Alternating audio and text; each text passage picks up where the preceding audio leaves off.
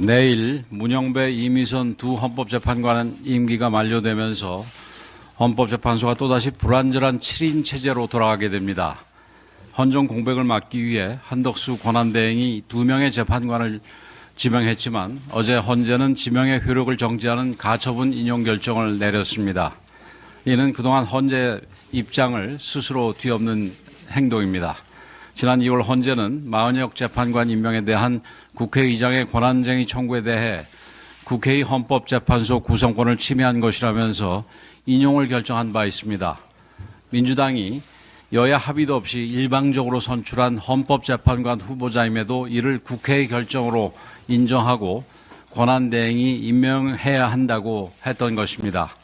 그래놓고 대통령 권한대행의 헌법재판관 지명에 대해서는 재판관 임명권을 단정할 수 없다고 주장했습니다. 거대 정당의 위헌적 권한 남용은 사실상 무한대로 인정하면서 헌법이 부여한 대통령 권한대행의 정당한 임명권 행사는 가로막은 것입니다. 이러한 논리에 따른다면 작년 말 권한대행도 아닌 권한대행의 권한대행이 2명의 재판관을 임명한 것부터 임명권의 존부를 다시 따져봐야 할 것입니다. 대통령 권한대행은 문자 그대로 대통령의 권한을 대행하는 위치입니다. 대통령이 직무정지 상태라면 일부 권한 행사에 제한이 있을 수도 있겠으나 현재와 같은 대통령 권위 상태에서는 헌법상의 대통령 권한을 모두 행사할 수 있다고 보는 것이 타당할 것입니다. 이번 권한대행의 헌법재판관 지명 역시 헌법재판관 임기 만료에 따른 헌정 공백을 막기 위해 주어진 헌법적 책무를 이행한 것일 뿐입니다. 그럼에도 이를 가로막고 나선 헌법재판소의 고무줄 판결에 강력한 유감을 표시합니다.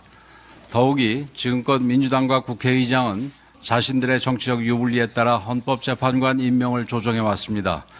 줄타넥으로 행정부를 마비시킨 뒤에는 직무정지 기간을 늘릴 목적으로 헌법재판관 임명을 의도적으로 가로막았습니다. 반대로 대통령 탄핵소추안이 제출된 뒤에는 빠른 선고가 필요하다며 헌법재판관 임명을 줄기차게 압박했습니다. 자신들이 필요할 때에는 권한대행에게 임명을 강요하고 자신들에게 불리할 때에는 권한대행의 임명권이 없다고 주장하는 것입니다.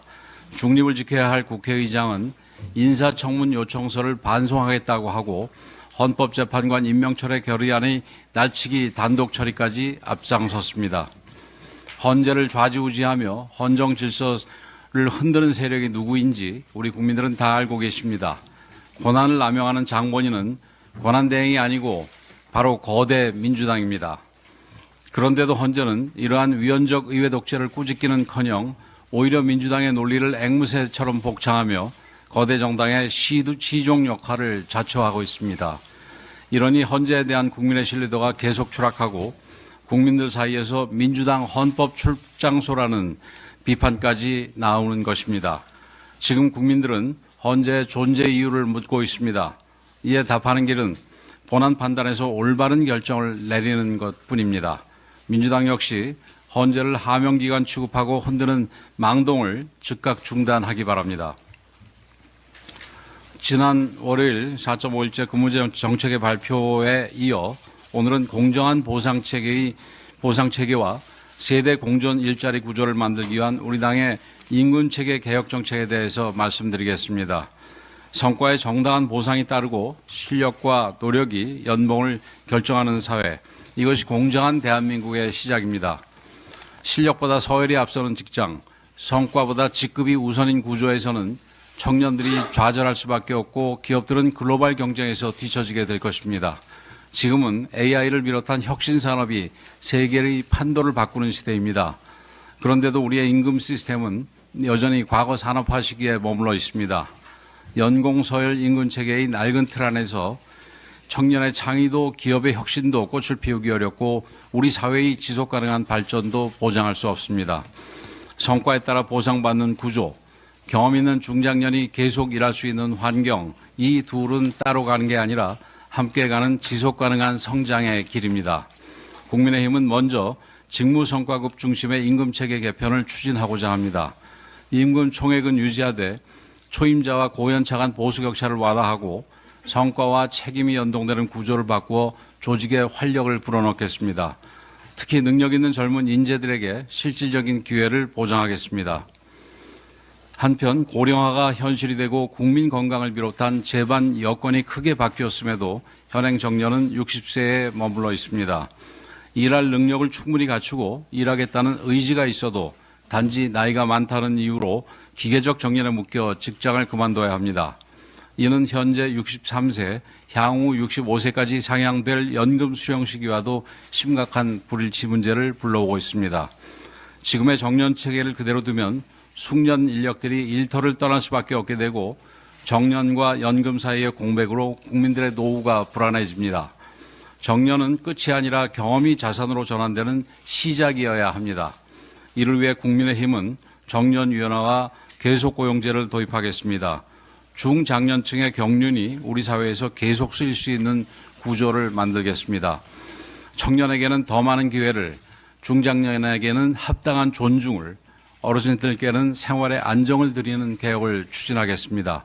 기업의 창의와 역동이 살아나는 노동시장을 만들겠습니다. 일한 만큼 성과를 받고 끝까지 일할 수 있는 나라를 국민의힘이 책임지고 이뤄내겠습니다.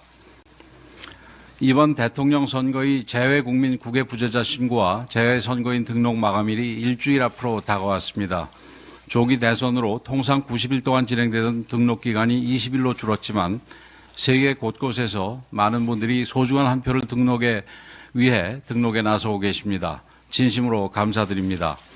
현실적으로 투표소 접근이 쉽지 않다는 점도 잘 알고 있습니다. 원칙적으로 공관에만 투표소가 있어서 먼 길을 가야 하는 경우도 많을 겁니다. 현행 제도의 한계입니다. 불편한 제도는 확실히 바꿔야 합니다. 국민의힘은 250만 재외국민 여러분의 투표 환경을 개선하고 관련 법과 제도를 정비하겠습니다. 해외에 계신 재외국민 여러분들께서도 대한민국의 소중한 주권자들이십니다. 여러분들의 한 표 한 표가 조국의 미래를 결정짓는 중요한 선택입니다. 조국 대한민국이 자유와 번영의 길을 이어갈 수 있도록 소중한 한 표를 올바르게 행사해 주시길 부탁드리며 국민의힘은 재외국민 여러분들의 뜻을 제대로 반영하기 위해 더욱 최선을 다하겠습니다.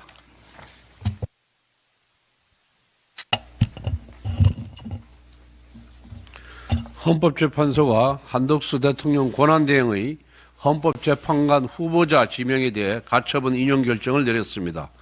매우 유감스럽고 개탄스럽습니다. 헌재는 가처분 시청이 접수된 지 단 5일 만에 결정을 내렸습니다. 이는 헌재의 최단 결정 기록입니다. 언제부터 헌재가 이렇게 발빠르게 움직였습니까?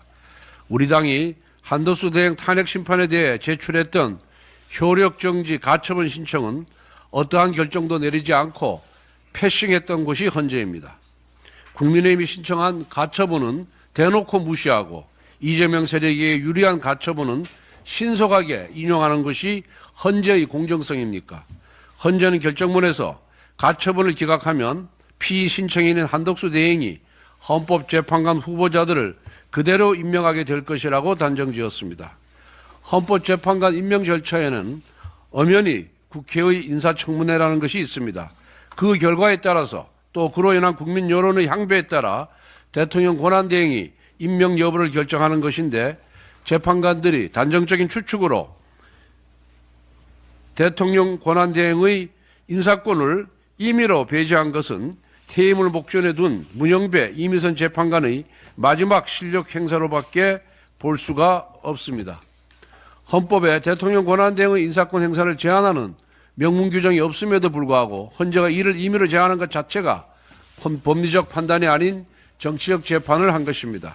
헌재의 이번 결정을 보면서 헌재가 정치재판소가 되었고 나아가 민주당의 꼭두각시로 전락했다는 의구심을 지울 수 없게 되었습니다. 한덕수 대행의 후임 재판관 지명은 단순한 인사권 행사를 넘어 국정 안정을 위한 최소한의 안전장치를 마련해야 한다는 고뇌 어린 결정이었습니다. 당장 어제 이재명 세력은 다음 주 G20 재무장관 회의 참석이 예정된 최상목 경제부총리에 대한 탄핵 청문회를 강행하였고 한덕수 대행 탄핵도 연일 거론하고 있습니다. 조지어 경찰청장은 오늘로 127일째 직무정지 상태입니다. 준비기일 지정도 없이 탄핵 심판이 하염없이 장기화되는 실정입니다. 이재명식 줄 탄핵이라는 엄연한 헌정 위기가 현존하는 가운데 헌재가 신속하고 공정한 판단을 내릴 수 있도록 구인 체제를 유지해야 한다는 판단이 대체 뭐가 잘못됐습니까? 헌재는 이 사건의 헌법소원 본안에 대한 판단을 내리지 않았습니다. 헌법소원 본안과 경찰청장 탄핵 심판에 대한 조속하고 공정한 결정을 내리길 바랍니다. 헌재가 정치적 이익만 고려하면서 스스로 정치의 장으로 들어섰다는 국민적 우려를 결코 가볍게 보아서는 안 됩니다. 지난 15일 이재명 후보가 한 유튜브에 출연하여 자신은 인생사에서 누가 저를 괴롭혔다고 보복한 적이 한 번도 없다라는 발언을 했습니다. 언제나 그렇듯이 이번에도 거짓말입니다. 어떻게 이렇게 천연덕스럽게 눈 하나 깜짝하지 않고 거짓말을 태어나게 할 수 있는지 이재명의 세계관을 연구해보고 싶습니다. 이재명 대표는 인생 자체가 보복이었습니다. 2006년 자신의 블로그에서 소년공 시절 여공들이 나이를 속였다는 이유로 머리끄댕이를 잡아 버리장머리를 가르쳐줬다라고 했습니다. 또한 힘이 약해 보이는 동료에게 식판을 집어던지는 만행을 저지름으로써 공장 내에서 어느 정도 위치를 차지하게 됐다라고도 했습니다. 참으로 어린 시절부터 보복 능력이 출중한 보복 영재였던 것입니다. 소년권 이재명의 보복 본능은 정치 입문 이후에도 계속되었습니다.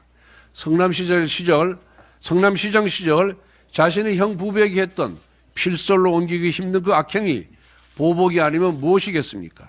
2023년 9월 본인의 체포동의안이 가결되자 민주당 일부 의원이 검찰과 암거리를 했다는 짐작만으로 비명행사 공천을 했습니다. 이것은 정치보복이자 숙청입니다. 최근 유동규 전 성남도시개발공사 기획본부장은 이재명이 당선되면 제가 바로 꽃게밥이 될 것이라며 저희 당 후보를 공개 지지했습니다. 한때 함께 일했던 동료마저도 이재명 대표의 보복을 두려워하고 있는 것입니다. 게다가 이재명 대표는 검찰을 해체하여 공소청과 수사청으로 분리하겠다고 공약했습니다. 공약 자체가 자신을 수사한 검찰을 둘러 찢어버리겠다는 보복 예고입니다. 반면 공수처는 대폭 강화하겠다고 했습니다. 지난 대통령 수사에서 보았듯이 공수처는 권한과 실력도 없이 민주당의 사법 흥신소 노릇을 했습니다. 이러한 공수처를 강화하겠다는 발상 자체가 대규모 정치 보복을 위한 빌드업일 뿐입니다. 이처럼 인간 이재명의 삶 자체가 보복입니다. 그런데도 보복이 없었다면서 전 국민을 상대로 새빨간 거짓말을 하고 있습니다. 보복과 거짓말의 돌려막기, 이것이 바로 이재명 정치의 본질입니다.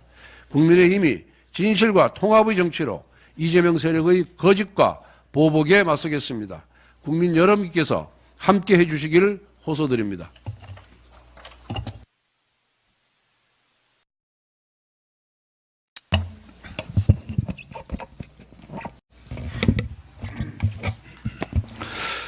민주당의 반도체법, 은행법, 가맹사업 패스트트랙 추진 관련입니다. 어제 민주당은 또다시 반도체법, 은행법, 가맹사업법을 신속 처리 안건으로 지정할 것이라는 입장을 표명했습니다. 심지어 패스트트랙을 입법 압박의 수단으로 활용하겠다고 언급한 것으로 알려졌습니다. 이러한 민주당의 행태를 보며 묻지 않을 수 없습니다.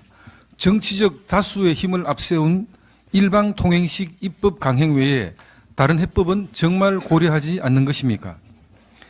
반도체 특별법의 핵심은 주 52시간제 적용 예외입니다. 주 52시간제 적용 예외가 없는 반도체법은 고기 없는 햄버거와 같은 껍데기 법안에 불과합니다. 산업 현장과 전문가들 그리고 국민 역시 이 예외 조항의 명문화가 반드시 필요하다고 목소리를 높이고 있습니다.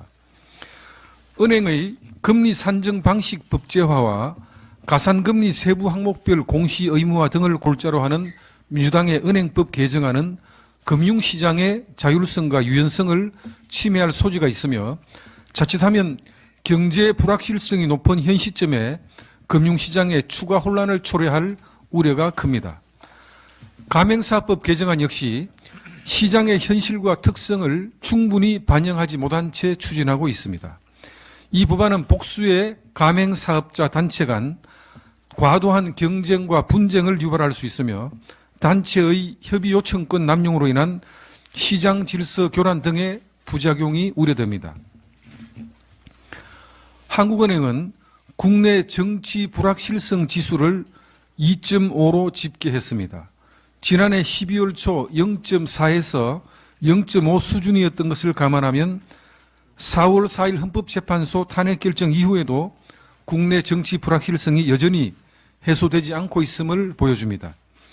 이런 상황에서 민주당의 패스트트랙 지정 추진은 입법 속도전을 위한 조치가 아니라 우리 경제와 정치를 동시에 흔드는 경제 혼란 조장, 경제 성장 마비 패스트트랙일 뿐입니다. 민주당은 지금이라도 패스트트랙 재추진이라는 폭거와 압박을 철회하고 국민과 헌법의 의지에 따라 대화와 협치에 나설 것을 강력히 촉구합니다.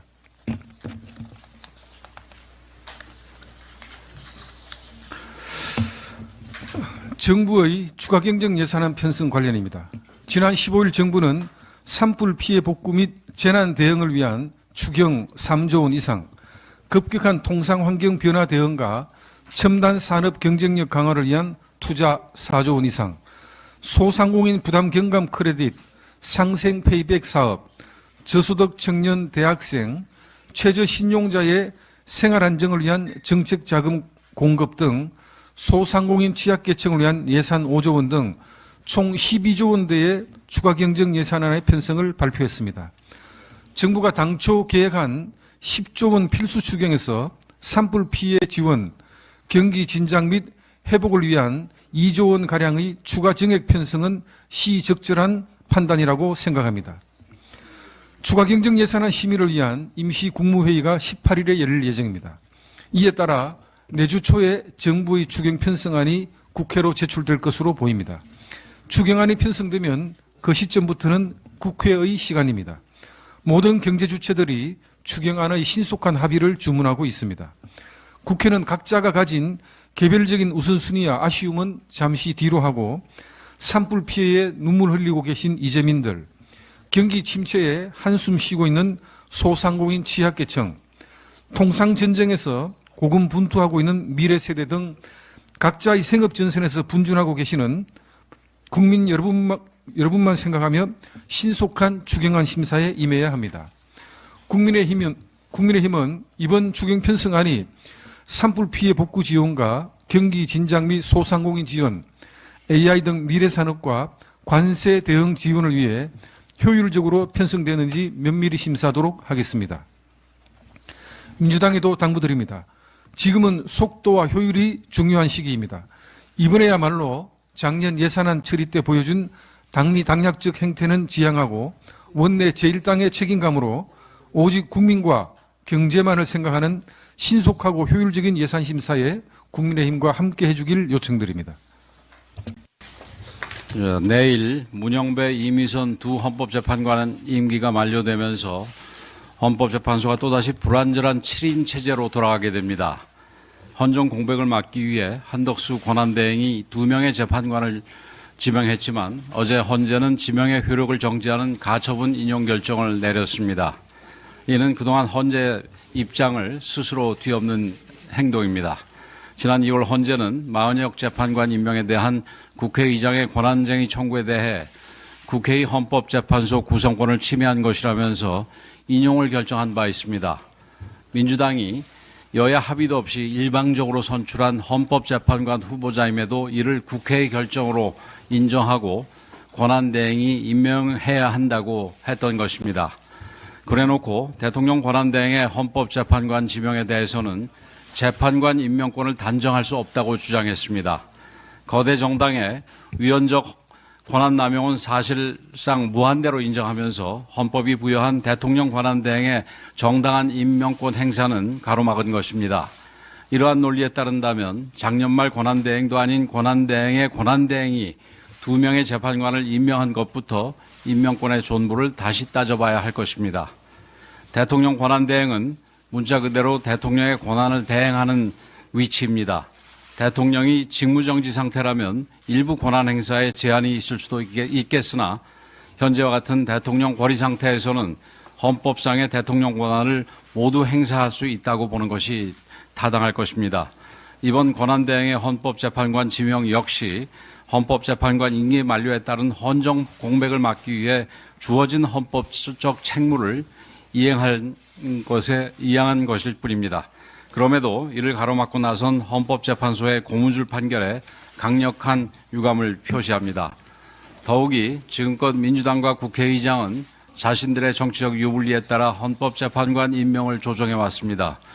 줄타넥으로 행정부를 마비시킨 뒤에는 직무정지 기간을 늘릴 목적으로 헌법재판관 임명을 의도적으로 가로막았습니다. 반대로 대통령 탄핵소추안이 제출된 뒤에는 빠른 선고가 필요하다며 헌법재판관 임명을 줄기차게 압박했습니다.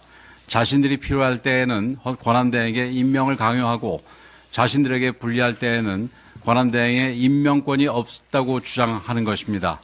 중립을 지켜야 할 국회의장은 인사청문 요청서를 반송하겠다고 하고 헌법재판관 임명철회 결의안의 날치기 단독 처리까지 앞장섰습니다. 헌재를 좌지우지하며 헌정 질서를 흔드는 세력이 누구인지 우리 국민들은 다 알고 계십니다. 권한을 남용하는 장본인은 권한대행이 아니고 바로 거대 민주당입니다.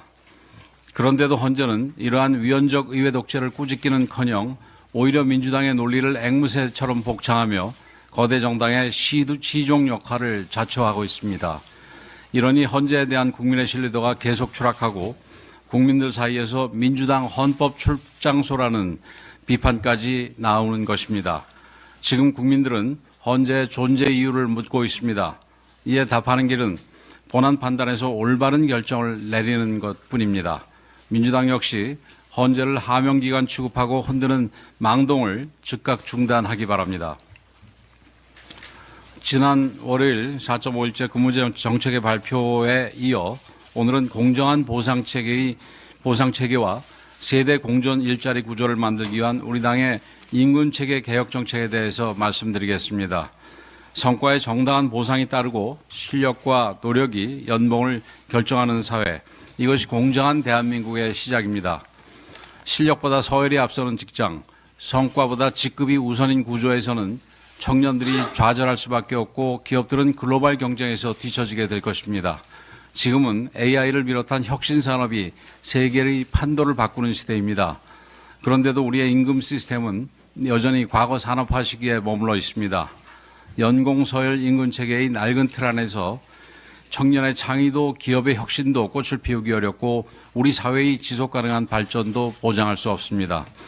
성과에 따라 보상받는 구조, 경험 있는 중장년이 계속 일할 수 있는 환경, 이 둘은 따로 가는 게 아니라 함께 가는 지속 가능한 성장의 길입니다. 국민의힘은 먼저 직무성과급 중심의 임금체계 개편을 추진하고자 합니다. 임금 총액은 유지하되 초임자와 고연차 간 보수격차를 완화하고 성과와 책임이 연동되는 구조를 바꾸어 조직에 활력을 불어넣겠습니다. 특히 능력 있는 젊은 인재들에게 실질적인 기회를 보장하겠습니다.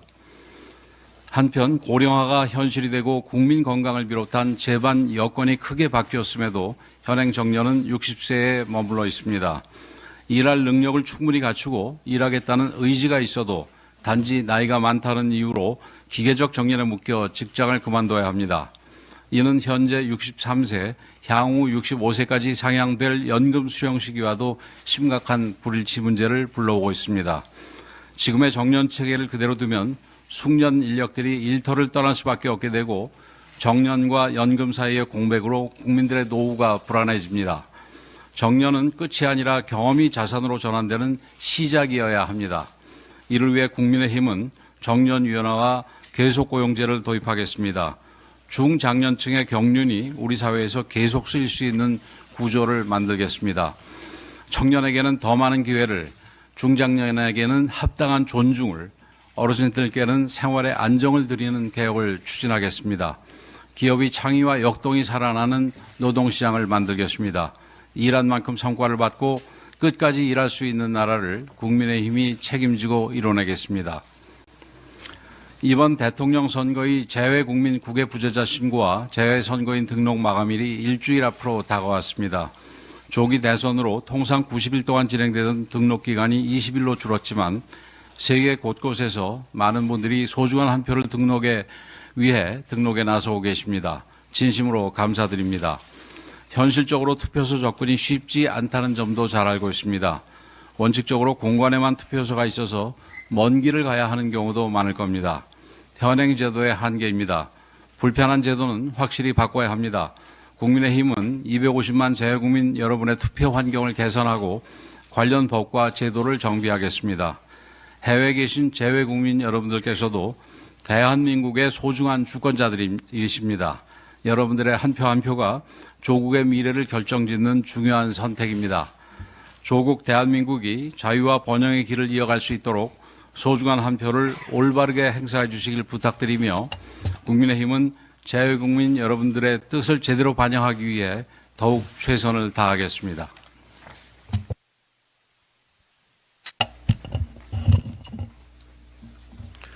헌법재판소가 한덕수 대통령 권한대행의 헌법재판관 후보자 지명에 대해 가처분 인용 결정을 내렸습니다. 매우 유감스럽고 개탄스럽습니다.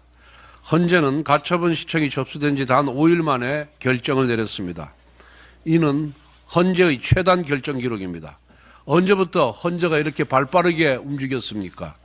우리 당이 한덕수 대행 탄핵 심판에 대해 제출했던 효력정지 가처분 신청은 어떠한 결정도 내리지 않고 패싱했던 곳이 헌재입니다. 국민의힘이 신청한 가처분은 대놓고 무시하고 이재명 세력에 유리한 가처분은 신속하게 인용하는 것이 헌재의 공정성입니까? 헌재는 결정문에서 가처분을 기각하면 피의 신청인인 한덕수 대행이 헌법재판관 후보자들을 그대로 임명하게 될 것이라고 단정지었습니다. 헌법재판관 임명 절차에는 엄연히 국회의 인사청문회라는 것이 있습니다.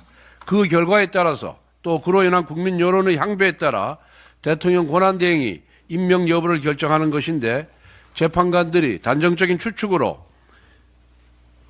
대통령 권한대행의 인사권을 임의로 배제한 것은 퇴임을 목전에 둔 문영배, 이미선 재판관의 마지막 실력 행사로밖에 볼 수가 없습니다.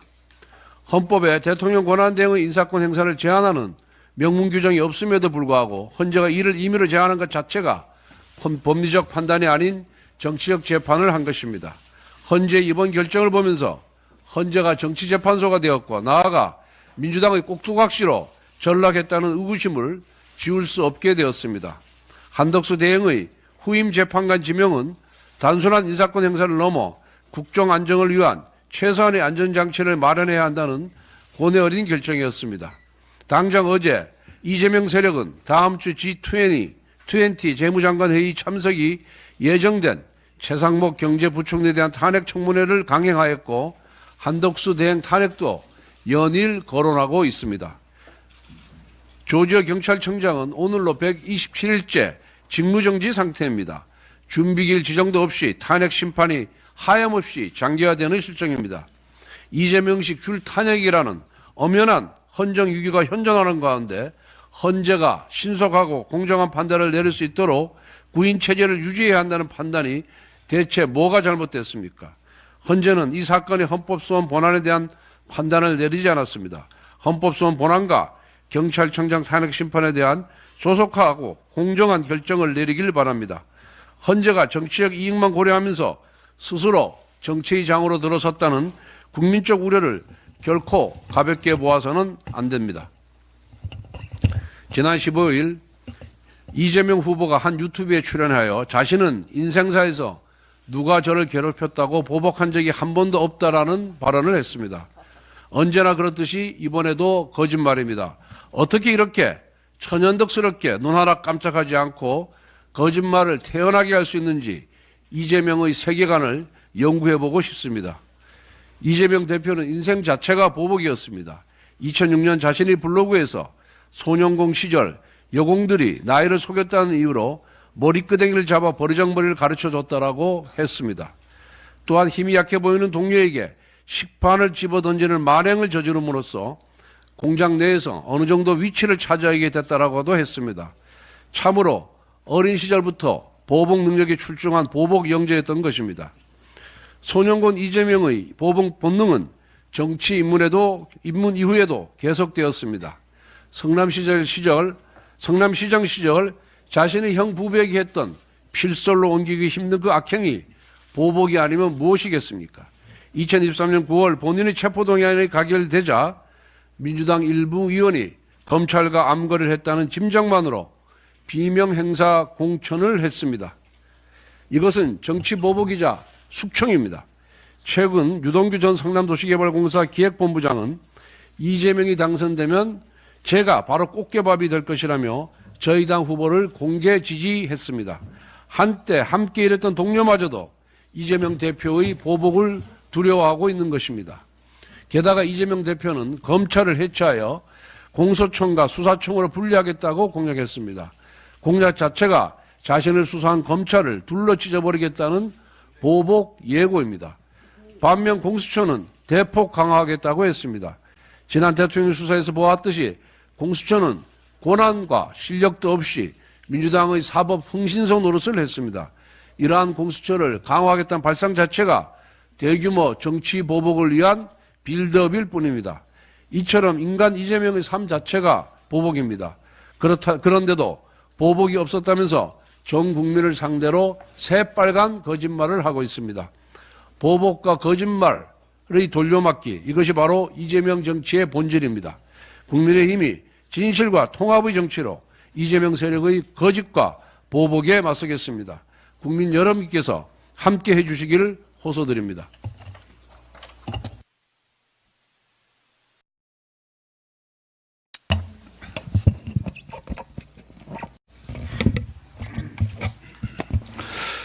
민주당의 반도체법, 은행법, 가맹사법 패스트트랙 추진 관련입니다. 어제 민주당은 또다시 반도체법, 은행법, 가맹사법을 신속 처리 안건으로 지정할 것이라는 입장을 표명했습니다. 심지어 패스트트랙을 입법 압박의 수단으로 활용하겠다고 언급한 것으로 알려졌습니다. 이러한 민주당의 행태를 보며 묻지 않을 수 없습니다. 정치적 다수의 힘을 앞세운 일방통행식 입법 강행 외에 다른 해법은 정말 고려하지 않는 것입니까? 반도체 특별법의 핵심은 주 52시간제 적용 예외입니다. 주 52시간제 적용 예외가 없는 반도체법은 고기 없는 햄버거와 같은 껍데기 법안에 불과합니다. 산업 현장과 전문가들 그리고 국민 역시 이 예외 조항의 명문화가 반드시 필요하다고 목소리를 높이고 있습니다. 은행의 금리 산정 방식 법제화와 가산금리 세부 항목별 공시 의무화 등을 골자로 하는 민주당의 은행법 개정안은 금융시장의 자율성과 유연성을 침해할 소지가 있으며 자칫하면 경제 불확실성이 높은 현 시점에 금융시장에 추가 혼란을 초래할 우려가 큽니다. 가맹사법 개정안 역시 시장의 현실과 특성을 충분히 반영하지 못한 채 추진하고 있습니다. 이 법안은 복수의 가맹사업자 단체 간 과도한 경쟁과 분쟁을 유발할 수 있으며 단체의 협의 요청권 남용으로 인한 시장 질서 교란 등의 부작용이 우려됩니다. 한국은행은 국내 정치 불확실성 지수를 2.5로 집계했습니다. 지난해 12월 초 0.4에서 0.5 수준이었던 것을 감안하면 4월 4일 헌법재판소 탄핵 결정 이후에도 국내 정치 불확실성이 여전히 해소되지 않고 있음을 보여줍니다. 이런 상황에서 민주당의 패스트트랙 지정 추진은 입법 속도전을 위한 조치가 아니라 우리 경제와 정치를 동시에 흔드는 경제 혼란 조장, 경제 성장 마비 패스트트랙일 뿐입니다. 민주당은 지금이라도 패스트트랙 재추진이라는 폭거와 압박을 철회하고 국민과 헌법의 의지에 따라 대화와 협치에 나설 것을 강력히 촉구합니다.